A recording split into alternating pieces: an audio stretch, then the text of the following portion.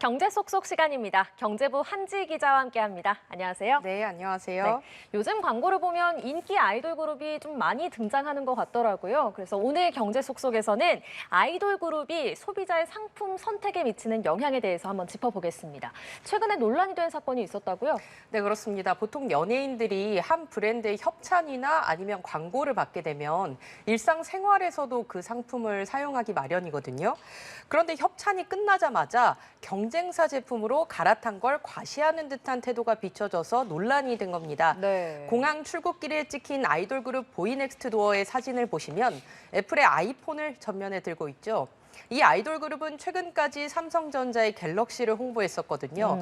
그런데 협찬이 끝나자마자 애플의 아이폰을 보란 듯이 자랑하는 듯한 모습을 팬들에게 보여준 겁니다. 팬들 사이에서는 무슨 상관이냐 뭐 이런 반응도 있지만 대체로 경솔하다, 계약이 끝나자마자 예의가 아닌 것 같다는 실망의 반응이 쏟아지면서 갤럭시 연예인 마케팅의 전면 대검토가 필요하다는 지적까지 나오고 있습니다. 네. 또 다른 아이돌 그룹 뉴진스는 최근 한 가요 프로그램에서 아이폰을 들고 서로를 촬영하는 퍼포먼스를 진행을 했는데요. 많은 시청자들이 이를 광고로 인식해 불편함을 표출했습니다. 이에 대해 방송통신심의위원회는 부적절한 광고 효과를 줬다고 보고 추후 해당 방송사의 진술을 거쳐 징계 수위를 결정하겠다는 방침입니다. 네, 이런 논란이 있는데도 기업들이 아이돌을 마케팅에 사용하는 이유가 뭡니까? 실제 매출이 좀 많이 늘어나는 건가요? 네, 그렇습니다. 아무래도 이 팬층이 대체적으로 어린 친구들이잖아요. 이제 과거의 팬덤이 그저 공동체에 불과했다면 이제는 문화적 영향을 넘어서 경제적인 영향력을 발휘하게 된 겁니다. 한 투자증권의 보고서에 따르면 2020년 기준 팬덤 경제 규모는 약 8조 원을 달성했고요. K-팝 열풍이 국내를 넘어 해외까지 불면서 그 영향력도 더 커지고 있거든요.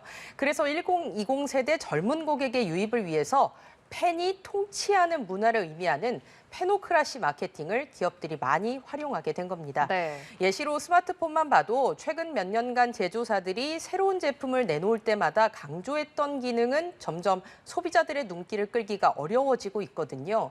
정말 탄성을 자아내는 기술 혁신을 내세우기가 힘들어지다 보니 연예인 마케팅이 더 효과를 발휘할 수밖에 없게 된 겁니다. 물론 스마트폰 특성상 연예인 편승 마케팅 전략만으로는 성공할 수 없습니다.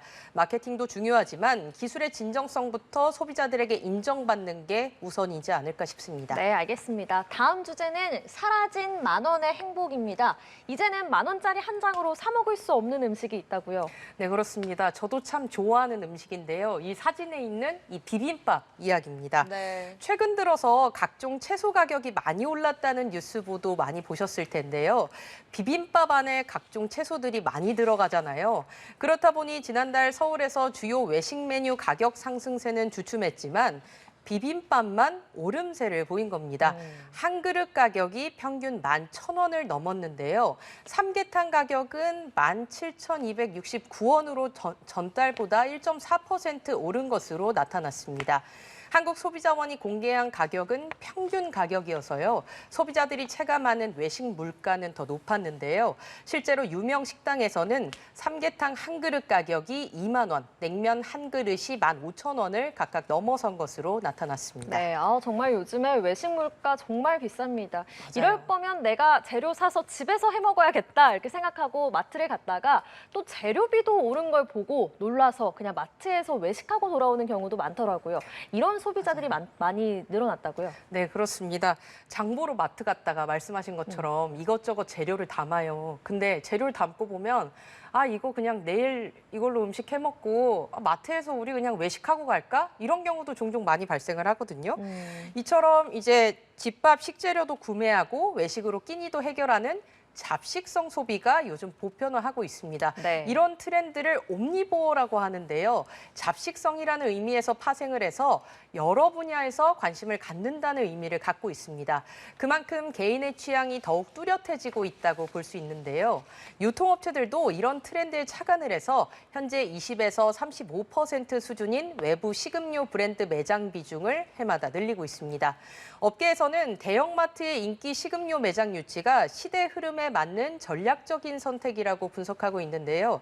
고객 유치는 물론 전반적인 매출 개선에도 도움을 주기 때문입니다. 네, 자 다음 주제 보겠습니다. 다음 주제 귀여운 캐릭터 사진이 있는데 저 이 캐릭터 압니다. 핫쇼핑이죠. 아, 맞습니다. 이제 원래 아이들의 사랑을 가장 많이 받았던 캐릭터는 뽀로로였어요. 네. 이제 뽀통령으로 불렸는데 요즘에는 이 핫쇼핑이 좀 대세가 됐습니다. 이 캐릭터 종류가 몇 가지인지 혹시 알고 계세요? 정말 많다는 거는 알고 있는데 글쎄요 몇 개인지는 확실히 모릅니다. 몇 아, 개인가요? 캐릭터 이름이 되게 직관적이에요. 네. 이게 보고 또 봐도 아이들의 눈썰미를 따라가기가 힘들 정도인데요. 그래서 캐릭터 몇 가지를 제가 준비를 해봤습니다. 함께 보시면 아자핑은 아자 하고 외치면서 용기를 내고 북크핑은 보시는 것처럼 부끄러움이 많아요. 당근으로 이렇게 가리고 있네요. 아, 예, 부끄러우니까요. 이렇게 만들어진 캐릭터 개수가 무려 107가지나 된다고 합니다. 예, 보고 또 봐도 정말 아이들의 눈썰미를 따라가기가 힘든 것 같죠. 이 티니핑이 매 새로운 이야기와 캐릭터를 선보이면서 세계관을 확장하고 있거든요.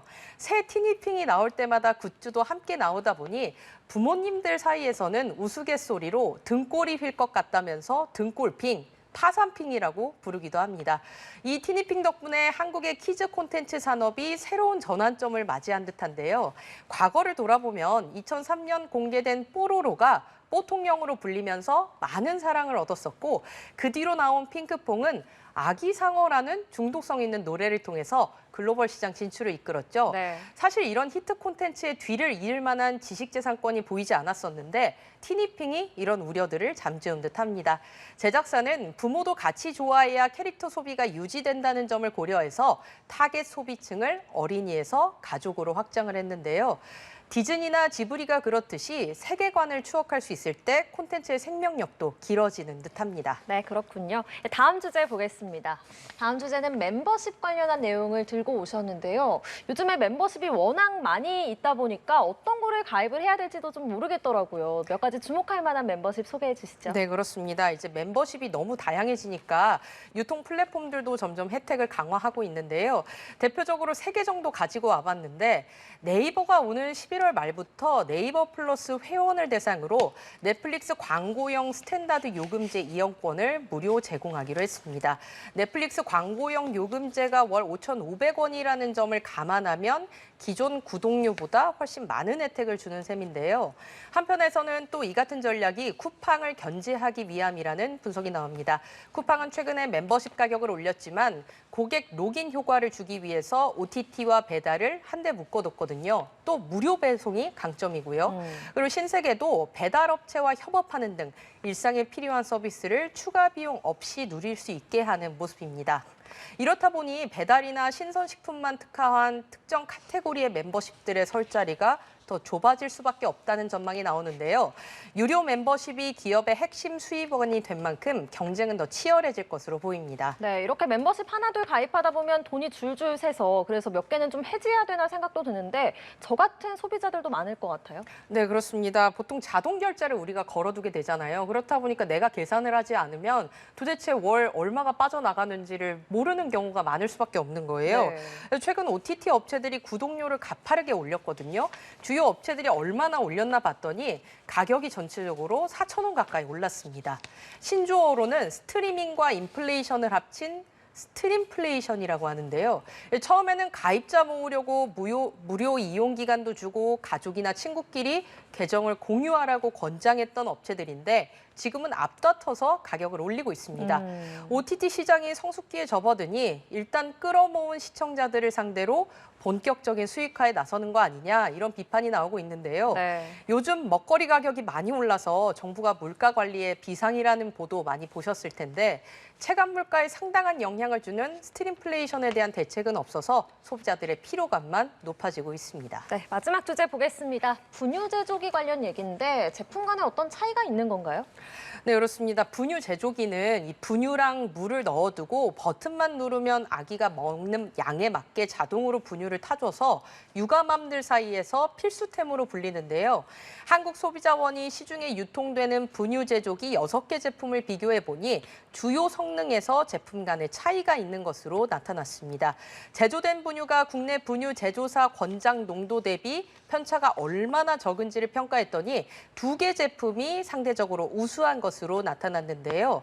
그리고 가장 저렴한 제품은 14만 2천 원, 비싼 제품은 53만 8천 원으로 제품 간 최대 4배 가까운 가격 차이가 있었습니다. 네. 소비자원은 분유 제조기가 영아에게 영양을 공급하는 용도의 제품인 만큼 조유 농도, 온도의 정확성 등을 꼼꼼히 비교한 후에 제품을 선택하는 것이 바람직하다고 조언했습니다. 네. 지금까지 경제부 한지희 기자와 함께했습니다. 고맙습니다. 네, 감사합니다.